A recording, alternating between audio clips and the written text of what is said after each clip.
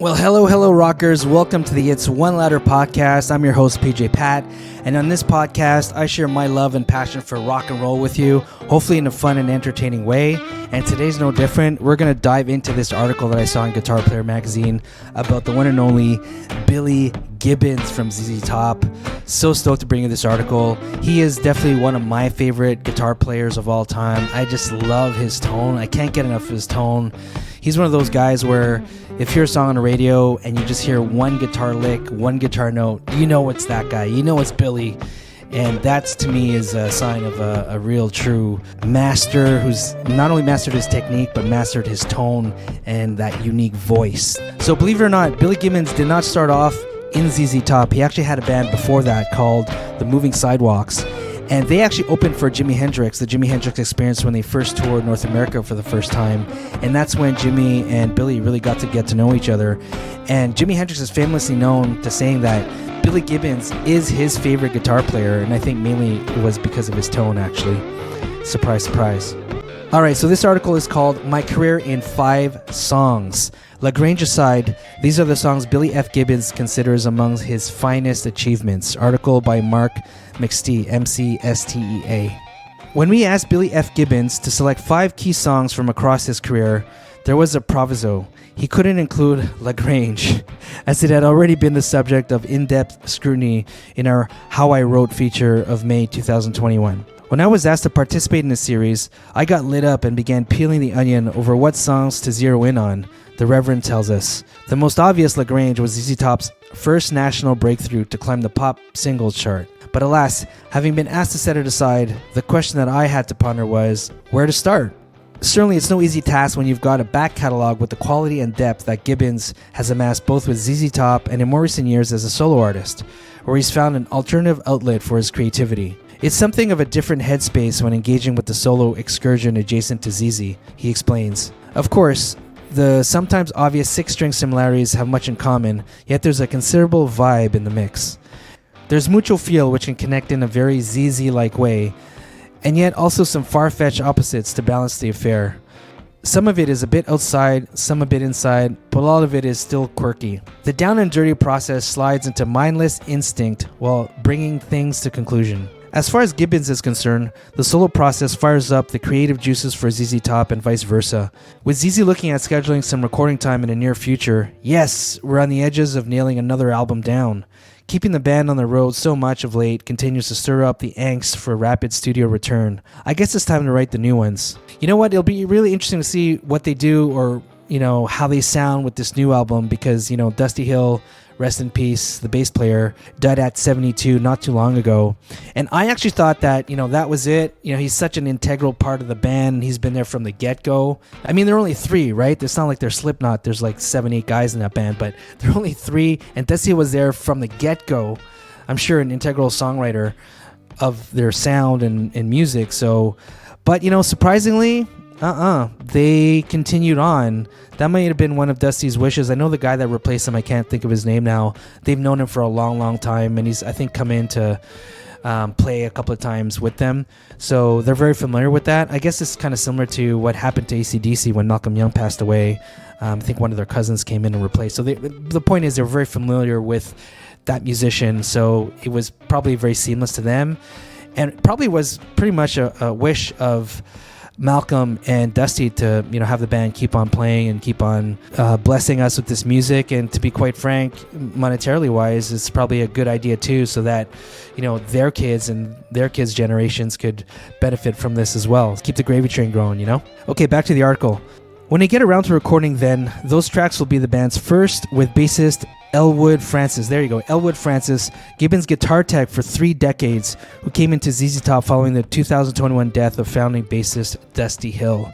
Speak of the devil, just like I was saying. As far as Gibbons is concerned, they couldn't have found a better person to step up the plate and fill Dusty's shoes. The directed transition eased in with all the senses fired up, he says. The unexpected but strident instruction came from Dusty to get Elwood to fill the spot when he knew he was going to be out of action for a few months prior to his death.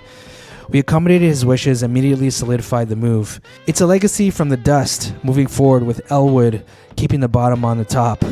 In my opinion, without Dusty's blessing, they wouldn't continue with this dude, but because he said it's all good. Gave the band a thumbs up. I mean, they're probably fired up more than ever before and want to honor Dusty with their music going forward.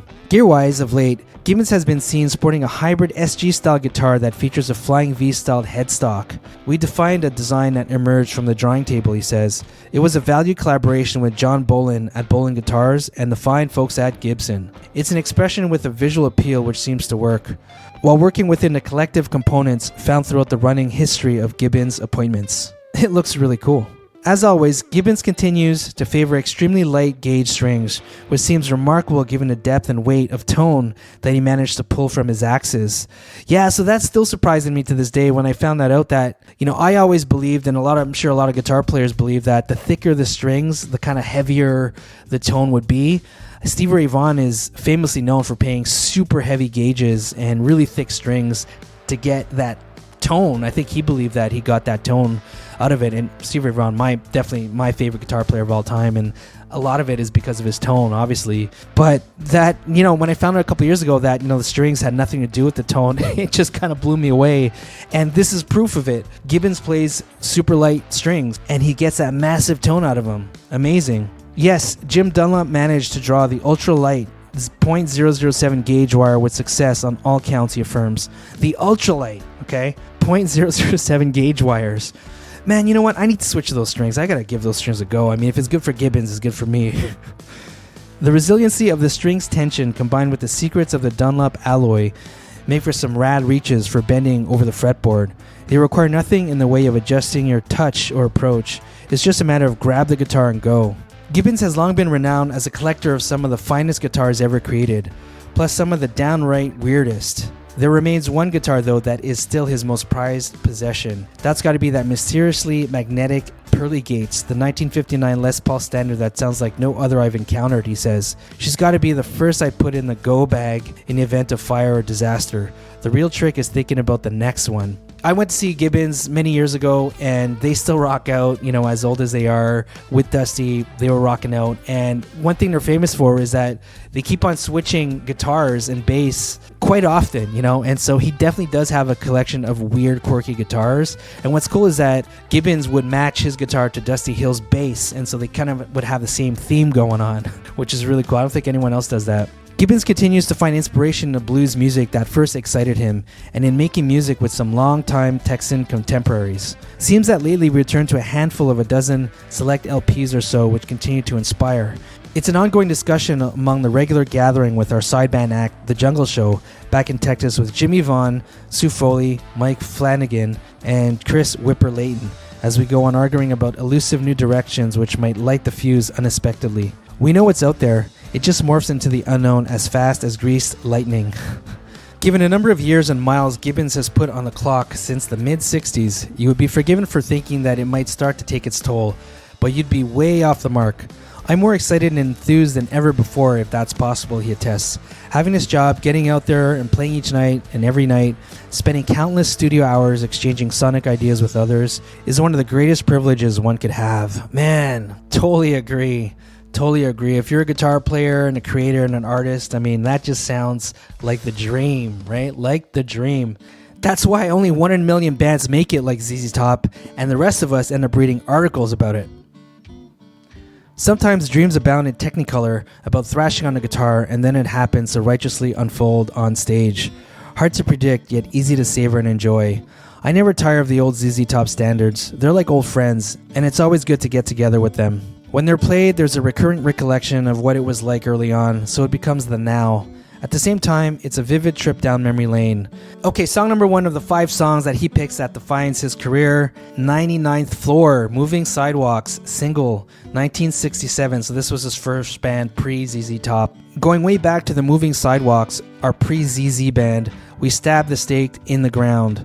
That was back in those pre-Cream, pre-Jimi Hendrix experience days, inspired by psychedelic pioneers and fellow Texan pals, the 13th Floor Elevators. Their brilliant frontman, Rocky Erickson, was, as they say in the tech biz, an early adopter of exactly what is hard to say. The Elevators came up with some rather unearthly sounds not previously conceptualized. Elevators go up and sidewalks move forward, which inevitably brought the name The Moving Sidewalks into focus. Featuring the realm to be all things horizontal, The contradiction, of course, being 99th Floor. The first recorded version of the number, by the way, predates the Sidewalks, as it was originally cut with Billy G and the Blue Flames, my band from way, way back, he says. We recorded the demo to get the ball rolling, moving into the Sidewalks with drummer D. Merrill Mitchell. We re-recorded a streamlined version, releasing the new track on the Tantara label, which hit with some commotion in Houston. The folks at Scepter caught it and licensed it for their Wand subsidiary, the same label as Louie Louie by the Kingsmen, along with the classic Twist and Shout by the Isley Brothers. That was some seriously August label-mate company we were keeping. That release led to additional airplay and touring opportunities, including teaming up with Jimi Hendrix Experience, who became our friends and mentors. As I remember it, I played a Fender Jazzmaster through a Vox Super Beetle and a Hunter Harp through a Fender Bassman. Okay, song number 2, Waiting for the Bus / Jesus Just Left Chicago. Man, what a classic.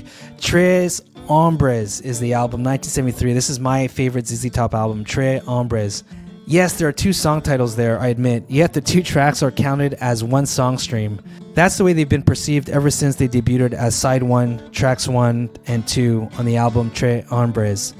Our engineer navigating the space between the 2 songs used the tried and almost true method of razor blading for tape splicing, and it seemed then he did too good of a job. However, the effect eliminated any silent space between the 2 songs on the album.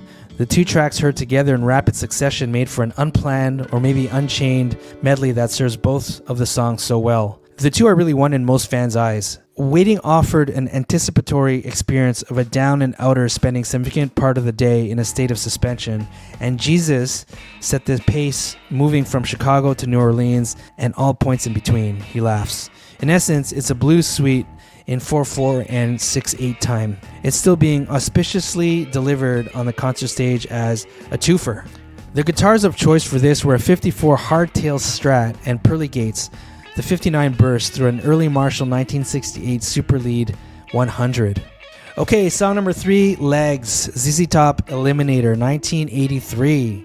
This is an exemplar of the Eliminator era, although we might equally lean into Sharp Dressed Man or perhaps Give Me All Your Lovin' from the same zillion selling album. This was a time when that little red 33 Ford 3-window coupe became a cultural icon, when MTV began and against the odds created an unexpected ZZ Top video trio commotion. The unassuming fact remains, we ceded the spotlight to them pretty gals and the cool custom car. It translated to the stage easily, and we used the fuzzy spinning guitar scene in the video, and the visual connection ignited a delight with audiences across the board. That video, by the way, was a reshoot. The original filming shot over a weekend was accidentally misplaced by a lab worker, which required us to return back the very next week. What? Reshooting the whole thing frame by frame. Whoa!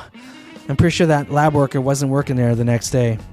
Wow, that's crazy. Can you imagine the amount of time and money wasted? Quite the happy accident, especially when the song went top 10 for an extended run for months on charts. And wouldn't you know it, it was adapted for use in a pantyhose commercial, Pins Are Us. The guitar used to record it was a fur-covered solid-body plank fabricated from the Bolin production line, mic'd up under an arc of archaic tube amps that I named the Amp Cabin. Alright, song number 4, I Gots to Get Paid.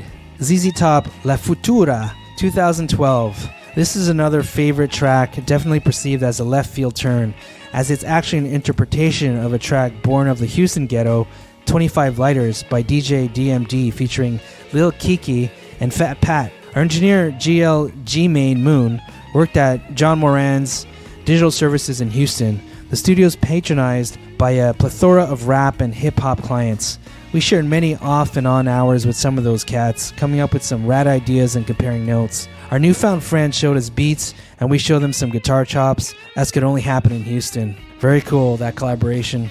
We dig into that track with our own take inspired by a coupling of Lightning Hopkins styling throughout. The song was a highlight of La Futura. I think many Top fans perceive that album as one of our strongest for many years, and it certainly felt like it was a worthy addition to our catalog. Once again, when it comes to the perfect tool for the job, Pearly Gates stepped up to the task, bolstered with a mid-70s Fender 6 running through a blonde Fender reverb tank. And last but not least, song number 5, Treat Her Right, Gibbons and the BFGS, Perfectamundo, 2015. Lastly, I've decided to go for Treat Her Right from my first BFG solo album, Perfectamundo, which was recorded and released in preparation for the annual Havana Jazz Festival, following an invitation to perform there. The brainstorming in the recording studio led to delving in advance of that performance into the world of Afro-Cuban music. This lit up the idea of recording a Latin-inflected record that drew upon the revered experience as apprentice to Tito Puente many years earlier. Of course, the original version by Roy Head, recorded and released on Don Robbie's Backbeat label, made a huge splash, crossing all charts when it came out in 1965. Knowing Roy Head and his intimate, frantic stage antics, we attempted to follow the rhythmic exercises, and so was with the BFGs jumping at the notion to take it for a ride. Upon its release, word reached us of Roy's delight over our recorded efforts. Speaking of Mr. Head, Roy included a song on the flip of his You're Almost Tough single entitled Tush Hog back in the day, and of course, that possibly led to a veiled R&B influence on another favorite ZZ Top's, Tush. The guitar and amp was the same as can be seen on the Conan O'Brien TV clip, a Fender Cohiba Esquire hardwired into a Magnatone Super 15 tube amp, gained hard with the volume cranked out. Oh yeah, hopefully the volume was cranked one louder, you know what I'm saying? Alright, well that was it. I hope you enjoyed that one. Billy Gibbons, one of the all-time greats. Do yourself a favor, I'm going to do the same. Let's go back and listen to these 5 songs according to him. This is right from the horse's mouth in terms of, his evolution and sound of his band and his career. Let's crank it up one louder, and I'll see you in the next episode. Thanks for listening.